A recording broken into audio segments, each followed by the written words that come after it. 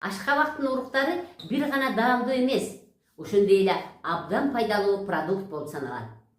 Пайдалуу заттарга бай, курамында магний, цинк, темир, фосфор, жез, марганец, ошондой эле В, Е жана К витаминдери бар. Мындан сырткары антиоксиданттардын булагы болуп саналат.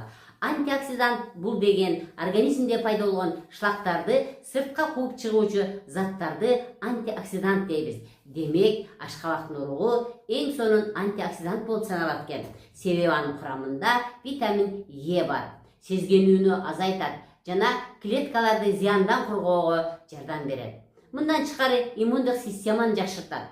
Цинк болгондуктан курамында иммундук системаны бекемдеп, вирустар жана бактериялар менен күрөшүүгө жардам берет.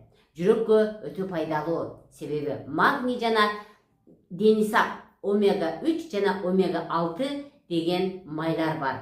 Алар кан басымын нормалдаштырууга жана жүрөк кан тамырларынын рискин азайтууга жардам берет. Эркектердин простата безинин саламаттыгын жакшыртат. Анткени ашкабактын составында цинк болгондуктан ал простата безинин ден соолугун чыңдайт.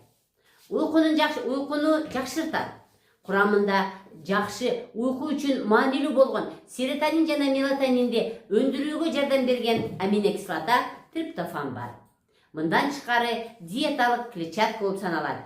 Айрыкча ичеги карынга жардам берет. Кабыгы тазаланбаган уруктар тамак сиңирүүнү жакшыртат. Демек, салаттарга, бышырылган азыктарга же жеңил тамактарга кошуп көп колдонуңуз.